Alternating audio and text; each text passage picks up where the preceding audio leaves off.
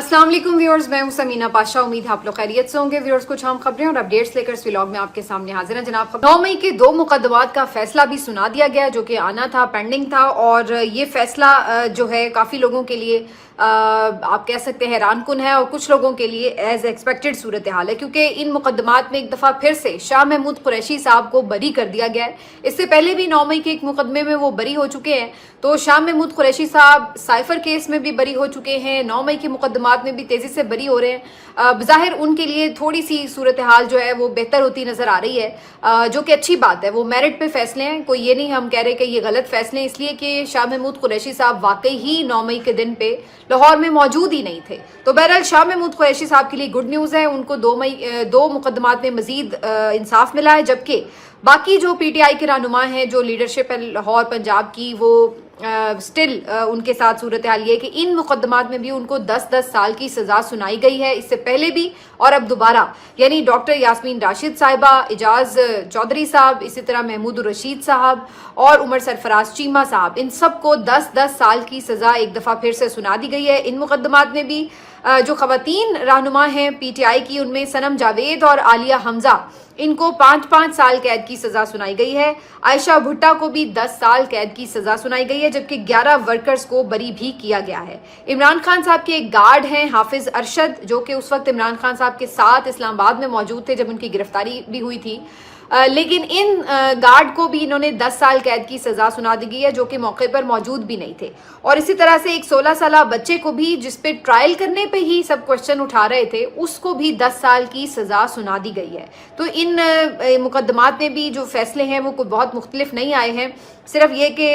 2 खवातीन को 5-5 साल, बाकी सबको 10-10 साल की सजा सुनाई गई है। और बाकी जो 11 वर्कर्स हैं और शाह महमूद कुरैशी साहब हैं, उनको रिहा कर दिया गया। अच्छा, इसके अंदर अब फिर मैं वही बात कहूंगी कि जिनको पहले सजाएं सुनाई हुई हैं उनके लिए तो एग्जैक्टली वैसी ही सूरत हाल है जैसी पहले भी थी, तो उनको क्या फ़र्क पड़ना है। लेकिन मज़े की बात यह है कि इन सज़ाओं को भी इन्होंने मजाक खुद ही बना दिया है। अदालतों ने जिस तरह ये सज़ाएं सुनाई हैं, जिन एविडेंसेस की बुनियाद पर सुनाई हैं, उसके बाद इन अदालतों के फैसलों की हैसियत जो है वो एक मजाक से बढ़कर नहीं लग रही। आलिया हमजा साहिबा को 5 साल और सनम जावेद को भी 5 साल सज़ा सुनाई गई है, जिसके ऊपर सनम जावेद ने एक ट्वीट किया रद्द-ए-अमल का। और अब आप हैरान होंगे कि इन खवातीन की आप हिम्मत और हौसला भी देखें कि सजाएं सुनाई गई हैं और उसके ऊपर भी इनको एक हिस्से मिजाज जो है वो इनकी वो नज़र आ रही है। तो आलिया हमजा और सनम जावेद को जो 5 साल की सज़ा सुनाई गई है, उस पर सनम जावेद साहिबा ट्वीट करके कह रही हैं कि पूरा 50% डिस्काउंट मिला है, और साथ में उन्होंने हंसते हुए इमोजी भी बनाई है। तो ये तो इस वक्त हालात हैं कि जिनको आप सजाएं सुना रहे हैं उनको कोई फ़र्क नहीं पड़ा, उनको जेलों में रहने से भी फ़र्क नहीं पड़ा था। और वो ये समझते हैं कि ये सज़ाएँ बिल्कुल बोगस सज़ाएँ हैं, झूठे मुकदमात में सुनाई गई हैं। और वो ये समझते हैं कि जब कभी भी हालात बदलेंगे, आइन वापस बहाल होगा, सूरत हाल पलटेगी, तो उस वक्त ये सजाएं जो है वो रद्दी के टोकरी में जाएंगी, इनकी कोई हैसियत कानूनी और आईनी नहीं होगी। यही वजह है कि ये जो सियासी लोग हैं ये इन सजाओं को तमगे समझ रहे हैं। क्योंकि आज एक खबर ने बड़ा एकदम सुबह सुबह तूफान उठाया, और ख़बर थी इमरान खान साहब के घर की नीलामी की। ये घर जो बनीगाला का इमरान खान साहब का है, उसकी नीलामी के हवाले से खबरें गर्दिश कर रही थी और बताया ये जा रहा था कि आज ही नीलामी हो रही है। तो इसकी हकीकत क्या निकली, तफसील आपको बताते हैं। इसके साथ साथ आज आपको ये भी बताएंगे कि 9 मई केसेस के फैसले आ रहे हैं, क्या उसमें एक्सपेक्टेशंस हैं, शरीफ फैमिली में क्यों बेचैनी है और फिर सब मरी में क्यों इकट्ठे हुए हैं। अडियाला जेल की भी कुछ खबर आपको देंगे, और साथ ही साथ ये भी आपको बताएंगे कि अल्ताफ हुसैन साहब ने भी एक अहम ऐलान कर दिया। तो काफ़ी कुछ है इस व्लॉग में। आपसे रिक्वेस्ट है कि चैनल को सब्सक्राइब कर लें अगर अभी तक सब्सक्राइब नहीं किया। तो सबसे पहले बात करते हैं जी इमरान खान साहब के हवाले से जो खबर आज सुबह गर्दिश कर रही थी। खबर कुछ यूँ थी कि एक इश्तिहार छपा जंग अखबार में, और इस इश्तिहार में ये बताया गया कि इमरान खान साहब से मुतालिक जो केस है, यानी अलकादिर केस जो है, उसके हवाले से। और उसमें बताया गया कि जी प्रॉपर्टीज़ की जो नीलामी है वो होने जा रही है, और आज ही की तारीख है, और इसकी बिडिंग जो है वो फलां फलां मकाम पर होगी, और सबको इसमें दावत है। अब ये एकदम खबर जो थी वो फैल गई कि जनाब इमरान खान के घर की नीलामी हो रही है। तो आखिर ये हो कैसे रही है, और इतनी खामोशी से इसके पीछे कोई कार्रवाई चल रही थी तो किसी को खबर क्यों ना थी। फिर सब ज़ाहिर लीगल टीम से सवाल करने लगे कि भाई आपने इस बारे में क्या इन्फॉर्मेशन हासिल की है, ये कोई वजह समझ में नहीं आ रही। और बीइंग जर्नलिस्ट मैं तो वैसे इस बात के ऊपर शुरू से ही, जैसे ही मैंने ये खबर पढ़ी तो मुझे इस खबर की بالکل حقیقت نہیں لگی، کیونکہ اشتہاری کوئی ملزم ہو تو اس کی پراپرٹیز کو ضبط کر کے اور پھر اس کے بعد نیلام کرنے کا حکم آتا ہے کہ بھئی یہ بندہ پیش نہیں ہو رہا تو چلیے جی اس کی، جیسے کہ اس وقت ملک ریاض صاحب ہیں، آپ کو پتہ ہے کہ ملک ریاض صاحب جو ہے وہ اشتہاری ہیں اس کیس میں، تو ان کی پراپرٹیز ہوں تو پھر سمجھ میں بھی آ رہا ہے، لیکن عمران خان صاحب تو گرفتار ہیں تو ان کی پراپرٹیز کیوں اس میں سیل کی جائیں گی؟ اور پھر دوسری بات، اس میں انہیں سزا کے ساتھ صرف 10 لاکھ روپے جرمانہ ہوا تھا، اور وہ جرمانہ ادا بھی اس وقت کرنا ہے کہ جب اپیل فائل نہ ہوئی ہو، چونکہ اب اس کیس کے خلاف اپیل فائل ہو چکی ہے تو فی الحال ابھی انہیں فوری طور پر کوئی جرمانے کی بھی ایمرجنسی نہیں ہے کہ انہوں نے فوراً کوئی کرنا ہے، اور اگر ہو بھی تو 10 لاکھ روپے جرمانے کے عوض کوئی کروڑوں کی پراپرٹی تو نہیں بیچی جاتی۔ خیر تھوڑی دیر میں یہ کافی تشویش جب بن گئی اور سب پی ٹی آئی کی جو لیگل ٹیم ہے اس کی تنقید بھی کرنے لگے کہ آپ لوگوں کو کیوں کوئی ہوش نہیں تھی۔ سلمان اکرم راجہ صاحب کا میسج آیا، انہوں نے کہا کہ اس بارے میں کچھ آئیڈیا نہیں ہے کہ یہ اچانک سے خبر کیسے آ گئی ہے، بہرحال اس کے اوپر ہم نظر رکھے ہوئے ہیں اور اس کی تفصیلات فراہم کرتے ہیں۔ لیکن تھوڑی دیر بعد ہی پھر اس کی حقیقت کھل گئی، اور حقیقت یہ کھلی کہ جناب وہ چونکہ کیس جو ہے القادر ٹرسٹ کیس جو ہے وہ عمران خان کے یعنی ملزم، مرکزی ملزم کے نام کے طور پر ان کا نام اس میں انہوں نے اشتہار میں چھاپ دیا، لیکن وہ جو پراپرٹی تھی جس کی نیلامی کی بات ہو رہی تھی وہ عمران خان کی پراپرٹی کی نیلامی کی بات نہیں ہو رہی، نہ ہی عمران خان کا بنی گالا کا گھر اور نہ ہی زمان پارک والا کوئی گھر سیل نہیں ہو رہا، نہ اس کی نیلامی ہو رہی ہے، بلکہ جس پراپرٹی کی بات ہو رہی ہے یہ جو پراپرٹی ہے وہ 428 کنال زمین فرح خان کی ہے، جن کو فرح گوگی کے نام سے سب جانتے ہیں، جبکہ 405 کنال جو ہے وہ زمین بیریا ٹاؤن کی ہے، اور چونکہ یہ دونوں اشتہاری ہیں تو ان کے خلاف کارروائی آگے بڑھی ہے اور ان کی جو پراپرٹیز تھی ان کی نیلامی ہونا تھی۔ یہ ایک الگ کہانی ہے کہ پھر بھی ان پراپرٹیز کے حوالے سے بھی کوئی بیڈنگ ہوئی نہیں اور یہاں پہ کوئی بندہ پہنچا ہی نہیں، وہاں پہ لگا ہوا تھا ایک پورا جو آپ کو پتا ہے جس طریقے سے آکشن کی جاتی ہے تو کرسیاں ورسیاں لگی ہوئی تھیں اور سارے انتظامات مکمل تھے، لیکن نہ تو وہاں پہ کوئی خریدنے آیا نہ کوئی بیچنے آیا اور بالکل ساری وہ جگہ سنسان پڑی رہی۔ بلکہ ہمارے ایک نوجوان صحافی محمد عمیر، انہوں نے تو یہ بھی خبر دی کہ جو نمبرز اشتہار میں لکھے ہوئے تھے فون نمبرز، انہوں نے ان کو بھی ٹرائی کیا تو ان میں سے 2 نمبر تو بن جا رہے تھے اور کسی نے نہیں اٹھایا ایک نمبر پہ، اور ایک نمبر پہ ایک صاحب نے اٹھایا تو انہوں نے کہا کہ ان کا تو اس ساری نیلامی سے کوئی تعلق ہی نہیں ہے سرے سے۔ تو اب یہ ایک ساری جو خبر تھی اس کا ڈراپ سین ہو گیا کہ نہ تو یہ عمران خان کی پراپرٹی بک رہی تھی اور جن کی بک رہی تھی اس میں بھی کوئی پیش رفت نہیں ہوئی ہے۔ تو اس طرح سے آج یہ ہے صبح صبح سنسنی پھیلی، لیکن بہرحال عمران خان صاحب کے والد سے آج ایک اور خبر بھی آئی ہے سینئر رپورٹر کی طرف سے، اور ان کا یہ کہنا ہے کہ آئندہ چند دنوں میں عمران خان صاحب کو شوکت خانم ہسپتال بھی شفٹ کیا جا سکتا ہے۔ اب اس خبر کی بھی حقیقت جو ہے ابھی ظاہر ہے کھلی نہیں ہے، کیونکہ اس کی کوئی وجہ سمجھ میں نہیں آ رہی، جہاں ایک طرف ان کے ڈاکٹرز کو ملنے ہی نہیں دیا جا رہا تو پھر وہاں پر ان کو ہسپتال شفٹ کرنے کی بات کیسے کہاں سے آ گئی اچانک؟ کیونکہ یا تو یہ ہوتا نا کہ ان کی طبیعت خراب ہوتی اور ان کے ڈاکٹرز جو ہے وہ جاتے کچھ ٹیسٹ کرتے اور وہ بتاتے کہ نہیں جی انہیں تو ہاسپٹل میں کوئی ٹریٹمنٹ کی ضرورت ہے، تو پھر تو سمجھ میں آتی کہ کچھ ایسا ماحول بن رہا ہے، لیکن سرے سے ایسا کچھ ہوا ہی نہیں ہے۔ ان کا ذاتی معالج ان کو کافی مہینوں سے نہیں دیکھ سکا ہے، تو کس کی ریکمنڈیشن پر اچانک سے عمران خان کو شوکت خانم شفٹ کر دیا جائے گا؟ اور جو اس وقت ماحول ہے اس میں تو آپ دیکھیے نا کہ جو لوگ ان کی فیملی کی ملاقات نہیں ہونے دے رہے، جو ان کی ٹرائل اس وقت چل رہا ہے اس ٹرائل میں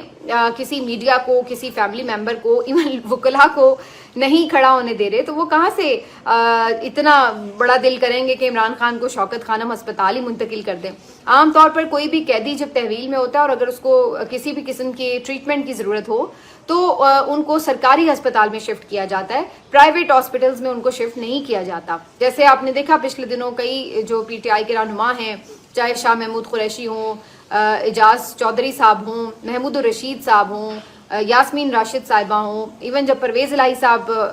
جیل میں تھے تو تب بھی، تو یہ سارے لوگ جب بیمار ہوئے تو ان کو گورنمنٹ ہاسپٹلز میں جو ہے وہ شفٹ کیا گیا ٹریٹمنٹ کے لیے، پرائیویٹ ہاسپٹلز میں انہیں شفٹ نہیں کیا جاتا۔ تو عمران خان صاحب کی الحمدللہ ابھی تو اس طرح کی کوئی چیز رپورٹ نہیں ہوئی کہ ان کی طبیعت خراب ہے کہ انہیں اسپتال منتقل کرنا ہے، اور دوسری بات یہ کہ اگر کرنا بھی ہو کچھ ایسا چیک اپ یا کوئی ٹریٹمنٹ چاہیے بھی ہو تو وہ سرکاری ہاسپٹل میں شفٹ کیے جائیں گے، نہ کہ وہ کوئی پرائیویٹ ہاسپٹل، وہ بھی ان کا اپنا جو شوکت خانم ہسپتال ہے وہاں پہ شفٹ کیے جائیں۔ تو مجھے اس خبر میں کوئی سچائی نظر نہیں آ رہی۔ بہرحال منگل کے دن عمران خان صاحب سے ملاقات کا بھی دن ہے اور اس کے لیے فیملی کی تو ملاقات ہوا ہی کرتی ہے، یعنی جو ایز پر ڈیسائیڈڈ ہے ہوتی نہیں ہے، وہ علیحدہ بات ہے. تو اس کے علاوہ جو ان کی وکلاء کی فہرست ہے وہ بھی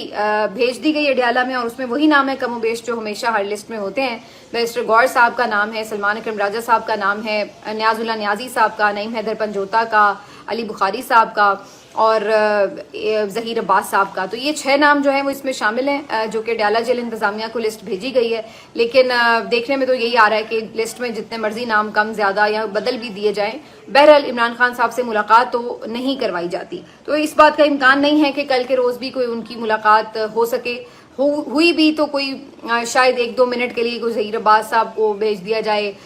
یا کہ تینوں بہنوں میں سے کسی ایک بہن کی ملاقات ہو جائے. اس سے زیادہ کوئی امید نظر نہیں آ رہی ہے، کیونکہ اگر ایسا ہوتا تو پھر ملاقاتیں ہی کروانی ہوتی تو پھر میرا خیال ہے کہ ٹرائل بھی روکنے کی ضرورت نہ ہوتی. لیکن فی الحال توشہ خانہ کا ٹرائل بھی لاسٹ ٹائم عین پیشی سے 1 رات قبل رات گئے نوٹیفیکیشن کیا گیا کہ جی کل نہیں سماعت ہو رہی ہے. تو اس وجہ سے اس ماحول میں یہ نہیں لگ رہا کہ عمران خان صاحب کی کل ملاقات بھی ہوگی، اور نہ ہی مجھے اس خبر میں سچائی نظر آئی کہ عمران خان صاحب کو کہیں ہاسپٹل میں شفٹ کیا جائے گا. تو یہ تو ہو گئی جی عمران خان صاحب سے متعلق معاملات. لیکن اس کے ساتھ ساتھ شریف فیملی کی طرف بھی کچھ بے چینی تو پائی جا رہی ہے، اور اس بے چینی کی متعدد وجوہات ہیں جو کہ ہم پچھلے کئی دنوں سے ڈسکس بھی کر رہے ہیں. آج ایک خبر یہ آئی ہے کہ مری میں شریف فیملی کا ہوا ہے ایک اکٹھ، اور مریم نواز صاحبہ اور نواز شریف صاحب تو پہلے ہی وہاں موجود تھے، اور اب یہ خبر آئی ہے کہ شہباز شریف صاحب بھی مری جو ہیں پہنچ چکے ہیں. یہاں پر ایک فیملی میٹنگ ہو رہی ہے جس میں بہت سے معاملات کے اوپر غور ہوگا، اور بہت سی قیاس آرائیاں تو ہو رہی ہیں کہ کیا ہو سکتا ہے کیا نہیں ہو سکتا. لیکن ابھی ریسنٹ جو آپ کہہ سکتے ہیں کہ مختلف معاملات ہیں جن پہ غور ہو رہا ہے، تو وہ ایکسٹینشن سے جڑے معاملات ہیں، وہ خواجہ آصف صاحب اور ان کے جو مبینہ فرنٹ مین ہیں ان سے متعلق معاملات ہیں. اسی طریقے سے 27ویں ممکنہ آئینی ترمیم جو ہے اس کے حوالے سے بھی بہت سی چیزیں جو ہیں وہ گردش کر رہی ہیں. یہ تمام ایسی معاملات ہیں جس کے اوپر ظاہر ہے کہ اب ان لوگوں کو پی ایم ایل این کو بھی ڈیسائیڈ کرنا ہے کہ انہوں نے ان چیزوں کے اوپر سٹینڈ لینا ہے یا کیا کرنا ہے، ان کا اس پہ موقف کیا ہونا ہے. تو ظاہر ہے اس کے لیے یہ لوگ بھی باہر اکٹھے ہوئے ہیں ایک جگہ پر. دیکھتے ہیں کہ اس کے اوپر نون لیگ کی کیا اسٹریٹجی ہوتی ہے. لیکن سوال پھر وہی ہے کہ اسٹریٹجی تو وہ بنائیں کہ جن کے پاس کوئی پاور ہو، اسٹریٹجی تو وہ بنائیں جو فیصلہ کرنے کا اختیار رکھتے ہوں. جو کٹ پتلیوں کی طرح بیٹھے ہوں وہ کیا اسٹریٹجی بنائیں گے؟ کیا یہ لوگ یہ افورڈ کر سکتے ہیں کہ یہ ملٹری اسٹیبلشمنٹ کو اس وقت نو کہیں کسی بات کے اوپر؟ تو یہ بات کئی دفعہ ریپیٹ ہو چکی ہے، اس لیے اس پہ میں زیادہ وقت نہیں ضائع کروں گی. تو سب کو پتا ہے کہ اس وقت ان کی پوزیشن ایسی ہے کہ یہ لوگ کسی بات کا بھی انکار کرنے کا اختیار نہیں رکھتے. تو بظاہر یہ لگ رہا ہے کہ اپنی طرف سے یہ ڈسکشن ضرور کریں گے اور کوشش کریں گے کہ اپنے لیے بھی کچھ حاصل کر لیں اگر ان کو کچھ کر کے دے رہے ہیں. اور وہ اگر جو اپنے لیے حاصل کرنا چاہتے ہیں وہ کیا ہے؟ کیونکہ خبریں تو یہ بھی آ رہی ہیں کہ جی اگر ایک دفعہ انہوں نے یہ بھی جو معاملات ہیں ایکسٹینشن کے 27ویں ترمیم کے یہ بھی کر کے ان کے ہاتھ میں دے دیے تو اس کے بعد یہ بھی ہو سکتا ہے کہ جی انہی کی چھٹی ہو جائے اور محسن نقوی صاحب کو وزیر اعظم بنا دیا جائے، کیونکہ یہ بھی خبر تو آلریڈی ہے مارکیٹ میں گردش کر رہی. تو بہرحال یہ سب چیزوں کے ساتھ پی ایم ایل این نے اپنے آپ کو کیسے محفوظ کرنا ہے اور ان کی کیا اسٹریٹجی ہو سکتی ہے لین دین میں، تو اس حوالے سے کوئی اپنی ظاہر انہوں نے ڈیل تو بنانی ہے. لیکن یہ تمام چیزیں ان کی بے چینی کا باعث ضرور بنی ہوئی ہیں. تو یہ اس وقت جو ہے وہاں پہ مری میں ساری کھچڑی پک رہی ہے. اب آ جاتے ہیں جی کچھ کورٹ کے معاملات کی طرف، کیونکہ زرتاج گل صاحبہ کی آج ایک پٹیشن جو تھی وہ لاہور ہائی کورٹ میں سماعت کے لیے فکس ہوئی تھی، جس کو لاہور ہائی کورٹ کا 2 رکنی بینچ سن رہا تھا، جس کی سربراہی چیف جسٹس عالیہ نیلم صاحبہ کر رہی تھیں. یہ بیسیکلی زرتاج گل صاحبہ نے جو 10 سال انہیں سزا سنائی گئی ہے 9 مئی کے کیس میں، اس سزا کو چیلنج کرنے کے لیے اس کے خلاف اپیل دائر کی تھی. اور اس وقت مجھ سمیت بہت سے اور لوگوں نے اسی وقت کہہ دیا تھا کہ یہ کیسے اپیلیں انٹرٹین ہوں گی جبکہ ملزم نے سرنڈر نہ کیا ہو. اپیل تبھی آپ کی فائل بھی ہوتی ہے اور انٹرٹین بھی ہوتی ہے کہ جب ملزم پہلے گرفتاری دے اور اس کے بعد اپیل کے لیے حق رکھتا ہے وہ. تو یہی ہوا کہ اپیلیں دائر تو ہو گئیں، اس پہ اعتراض بھی لگا، لیکن سماعت کے لیے فکس ہو گئیں. لیکن پہلی ہی سماعت میں سوال ہی یہ تھا کہ جناب زرتاج گل صاحبہ ہیں کدھر؟ تو جسٹس عالیہ نیلم صاحبہ نے کہا کہ پہلے انہیں پیش کیا جائے، اس کے بعد اپیلوں کے اوپر کوئی کارروائی آگے بڑھے گی. تو بات پھر وہیں آ گئی کہ بغیر سرنڈر کیے ان کی جو اپیلیں ہیں وہ انٹرٹین ہوتی نظر نہیں آ رہی ہیں، اور یہی معاملہ جو ہے وہ باقی پی ٹی آئی کے ان تمام لوگوں کے لیے ہے جن کو سزائیں سنائی جا رہی ہیں۔ البتہ ایک ہمارے پاس ایسی مثال موجود ہے میاں نواز شریف صاحب کی کہ جنہوں نے سرنڈر بھی نہیں کیا تھا عدالت کے آگے اور انہیں ضمانت دے دی گئی تھی، اور ایئرپورٹ کے اوپر بھی ضمانت مل گئی تھی انہیں۔ تو یہ بھی ہمارے سامنے چیزیں تو ہیں، لیکن بہرحال یہ تبھی اس طرح کے معجزات ہوتے ہیں جب اسٹیبلشمنٹ کے ساتھ آپ کے معاملات ٹھیک ہوں۔ تو جب معاملات ٹھیک نہ ہوں تو پھر آپ کے جو حق ہوتے ہیں جو ہو سکتے ہیں آپ کے لیے چیزیں بہتر، جو ریلیف مل بھی سکتے ہوں، تو وہ بھی نہیں مل رہے ہوتے۔ تو بہرحال ابھی تو فی الحال ایسا ریلیف کا کوئی امکان نہیں ہے پی ٹی آئی کے لوگوں کے لیے، تو زرتاج گل صاحبہ کو بھی یہ ریلیف نہیں مل سکا۔ دوسری طرف آج یہ بھی ایک خبر آپ کو اپڈیٹ دے دوں کہ جیسے میں نے آپ کو بتایا تھا کہ اسلام آباد میں کافی ہلچل ہے، جو مساجد گرائی گئی ہیں اس کے اوپر جو ہے لوگوں کا ایک اس بات کا ایکسپیکٹیشن تھی کہ غصہ نظر آئے گا، اور آج یہی ہوا۔ کچھ علماء کرام نے اس حوالے سے لوگوں کو موبلائز بھی کیا، اور آج کافی تعداد میں یہاں پہ کچھ مظاہرین جو ہیں پہنچ گئے، اور جہاں پہ یہ مسجد جو ہے وہ کل شہید کی گئی تھی، اور انہوں نے یہاں پر آ کر تعمیر کا اعلان بھی کر رکھا تھا۔ اس ساری صورتحال کے پیش نظر آج کافی بڑی تعداد میں جو پولیس اہلکار ہیں وہاں پہنچ گئے، اور قیدی وین وغیرہ بھی منگوا لی گئی، اور بعد میں یہ بھی اب خبر آ رہی ہے کہ کچھ گرفتاریاں بھی وہاں سے ہو چکی ہیں۔ تو بظاہر یہ معاملہ ابھی تک سلجھا نہیں ہے حکومت سے، اور اس میں جو مظاہرین ہیں ان کا یہی کہنا ہے کہ ہم مسجد بھی دوبارہ تعمیر کرائیں گے، اور وہ محسن نقوی صاحب کا استعفیٰ بھی مانگ رہے ہیں۔ تو یہ اب صورتحال جو ہے یہ دارالحکومت کے اندر ہو چکی ہے، اور یہاں پہ بھی خیر فی الحال تو طاقت کا استعمال کیا جا رہا ہے۔ ویسے بھی محسن نقوی صاحب ابھی بیرون ملک ہیں، جب وہ میرے خیال آئیں گے تو پھر ان کی کوشش ہوگی کہ کوئی علماء کرام کے ساتھ بات چیت کر کے مسئلے کا حل نکال لیں۔ آج 9 مئی کیسز کی فیصلے کا بھی دن ہے، اور جیسے جن کے بارے میں پچھلے ولاگ میں بات کر چکی ہوں تفصیل سے، ابھی تک یہ فیصلہ آیا نہیں۔ 2 بجے کا ٹائم تھا، لیکن 2 بجے ہوئے بھی اب کافی ٹائم ہو چکا ہے، یہ فیصلہ سنایا نہیں گیا۔ اب اگلے ولاگ میں ظاہر ہے اس کے اوپر بات ہوگی، لیکن مینٹلی بہت سے لوگ پریپیئر ہیں، شاید 2-4 لوگوں کو بری بھی کر دیا جائے، ہو سکتا ہے کہ بہت سے لوگوں کو پہلے کی طرح 10-10 سال سزائیں سنا دی جائیں، لیکن بہرحال اب دونوں صورتوں میں کوئی حیرانی نہیں ہے، کیونکہ یہ ایک پیٹرن جو ہے وہ ہمیں بہرحال اب نظر آ رہا ہے جو پچھلے مقدمات میں سنایا گیا ہے۔ آخر میں جی آپ کو ایک خبر دے دیں الطاف حسین صاحب کے بھی حوالے سے۔ بار بار الطاف حسین صاحب کی طبیعت خراب ہو رہی تھی اور وہ اسپتال میں ایڈمٹ بھی کیے جا رہے تھے۔ آج ان کے بارے میں یہ خبر آئی ہے کہ انہوں نے اپنی پارٹی MQM ختم کرنے کا اعلان کیا ہے۔ ویسے تو ان کی پارٹی آلریڈی آپ کو پتہ ہے 2 حصوں میں تقسیم ہو چکی تھی، MQM لندن اور MQM پاکستان، اور یہاں جو MQM پاکستان ہے انہوں نے الطاف حسین سے لا تعلقی کا اعلان کر دیا تھا، اور یہاں پر اپنی جو ان کی پارٹی ہے اس کو رابطہ کمیٹی کے ذریعے چلایا جا رہا ہے۔ جبکہ دوسری طرف جو MQM لندن ہے اس کا ظاہر ہے کوئی اس طرح سے واضح اثر و رسوخ نظر نہیں آتا کراچی میں، اور کسی حوالے سے بھی ان کی کوئی ایکٹیویٹی بھی نہیں ہے۔ تو آلریڈی پارٹی جو ہے وہ ان کی تقریباً غیر فعال اور غیر متحرک ہو چکی تھی، وہ خود بھی کوئی اس طرح سے پارٹی کے لیے یا اپنی سیاست میں کوئی فی الحال ایکٹیویٹی تو نہیں کر رہے تھے، اور اب ان کے کچھ صحت کے مسائل بھی آ گئے ہیں۔ تو الطاف حسین صاحب نے باقاعدہ طور پر پارٹی کو ڈیزالو کرنے کی اناؤنسمنٹ کر دی، اور انہوں نے کہا ہے کہ اب کارکن کسی طور پہ بھی کوئی کسی حلف کے پابند نہیں ہیں، وہ آزاد ہیں جو بھی اپنے بارے میں فیصلہ کر سکیں۔ اور اس موقع پہ انہوں نے یہ بھی کہا کہ انہوں نے 47 سال جدوجہد کی ہے مہاجروں کے حقوق کے لیے، کارکنوں کے اور کراچی کے خاص طور پر حقوق کے لیے، لیکن ان کا کہنا ہے کہ میں معذرت چاہتا ہوں کہ میں آپ کو یہ حقوق نہیں دلا سکا۔ اور انہوں نے اس کے ساتھ ہی کہا کہ میں نے اپنی طرف سے پوری کوشش بھی کی ہے اور میرے ساتھیوں نے بڑی قربانیاں بھی دی ہیں، لیکن اب وہ اس یعنی MQM کو متحدہ قومی موومنٹ کو